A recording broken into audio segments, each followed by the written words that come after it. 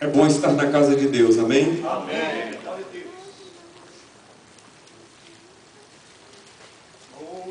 Quero agradecer a Deus nessa noite por estar aqui, por mais uma vez ter a oportunidade de estar na casa de Deus, de sentir a sua presença, de cultuar a Deus e de poder pregar a sua palavra.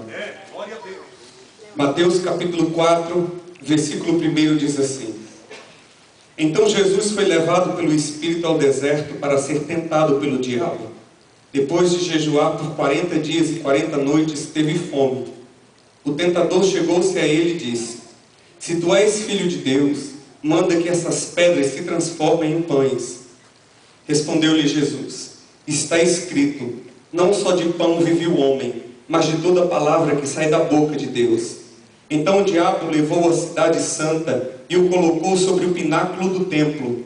E lhe disse: Se tu és filho de Deus, lança-te daqui abaixo, pois está escrito: Aos teus anjos dará ordem a teu respeito, e eles te tomarão nas mãos, para que não tropecem em alguma pedra.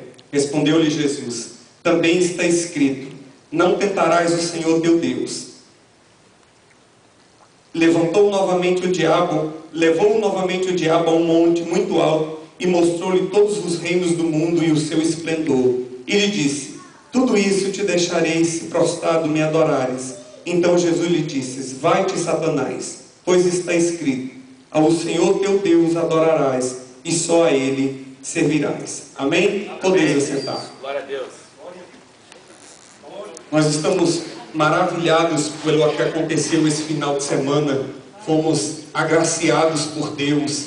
E uma das coisas que mais me chamou a atenção a vigília inteira foi que quando eu fui embora, era já quase 7 horas da manhã, a quantidade de gente que estava tomando café. E eu falei, quando eu cheguei em casa, isso mostra o desejo que nós temos tido de Deus. Pois quando nós saímos do nosso cotidiano, é difícil a gente aguentar passar uma noite ali. E foi uma noite puxada, 4 pregações, vem na frente, volta para trás e recebe oração, vem aqui. Mas nós vimos a presença de Deus e saímos daqui e as pessoas ainda ficaram lá e tomando café. E eu cheguei em casa, eram 8 horas da manhã. Foge do meu cotidiano, eu gosto de dormir cedo, 9 horas eu gosto de estar dormindo. E um povo, mais ou menos umas 70 pessoas passaram uma madrugada buscando a Deus. E resposta, nós vimos Deus batizando com o Espírito Santo, vimos Deus renovando promessas, vimos Deus trazendo tudo aquilo que nós já ouvimos falar e fomos agraciados por Deus.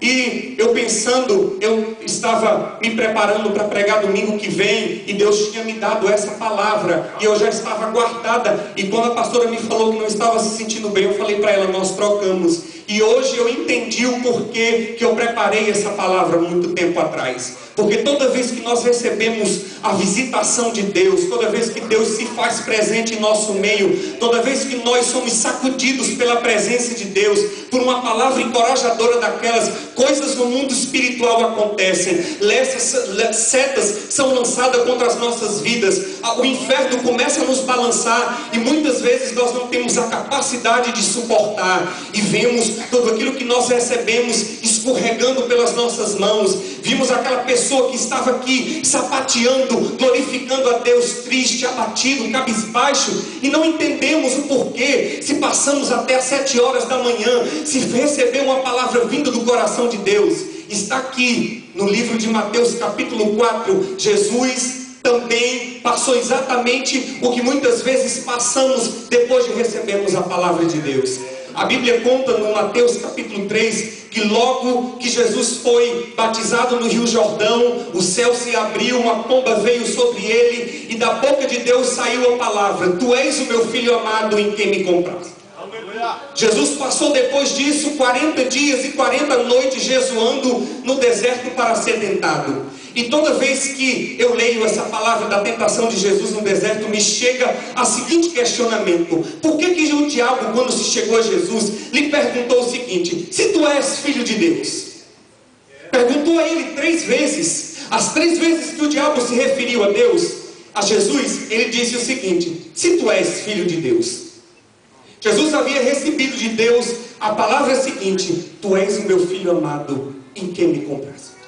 Os judeus estavam ali ouvindo aquela palavra, Jesus recebeu aquela palavra, João Batista recebeu a confirmação de que aquele era o Messias, mas o diabo estava ali vendo. Quando Deus falou: tu és o meu filho amado em quem me compraz. Jesus passou 40 dias jejuando, estava ali se consagrando, buscando a Deus a revelação daquilo que ele daria de início, e o diabo lhe chega e lhe diz: se tu és filho de Deus. A mesma artimanha ele usou no jardim do Éden, porque quando ele chegou para Adão e Eva, ele não falou algo que não era conhecido a eles. Ele sabia que não podiam comer daquela árvore. O diabo sempre usa aquilo que sai da boca de Deus para saber se verdadeiramente aquilo entrou no nosso coração, se verdadeiramente aquela palavra que sai da boca de Deus, a realidade de Deus a meu respeito, eu a recebi. A Renata pregou quarta-feira dizendo da realidade de Deus para nós.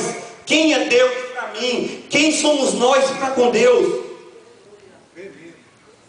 E essas realidades entram em choque com o nosso dia a dia. É difícil eu aceitar que sou filho de Deus. É difícil eu aceitar que eu sou ungido do Senhor. É difícil eu aceitar que sou nação santa, povo eleito, que tenho autoridade para repreender demônios, que a mim foi me dado poder no céu e na terra. É difícil eu entender essa realidade.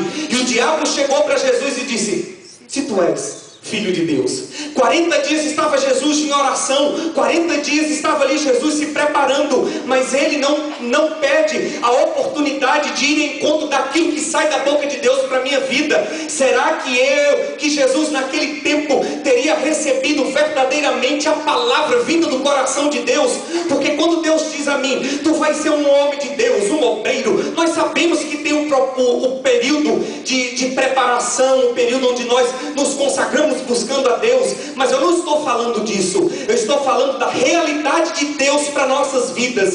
O diabo queria trazer a confusão dentro de Jesus, dizendo o seguinte: será que verdadeiramente tu aceitou a realidade de Deus? Porque ele foi logo de encontro naquilo que Deus tinha dito: se tu és filho de Deus.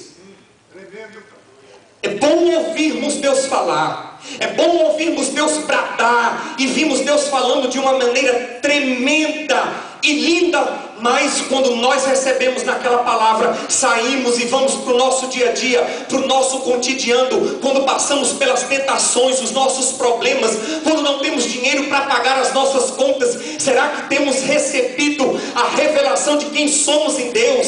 Será que quando nós estamos na casa de Deus, cansado como nós estamos, trabalhando, nós temos recebido a revelação daquilo que somos em Deus? Esse foi o primeiro desafio que o diabo lançou sobre Jesus: se tu és filho de Deus.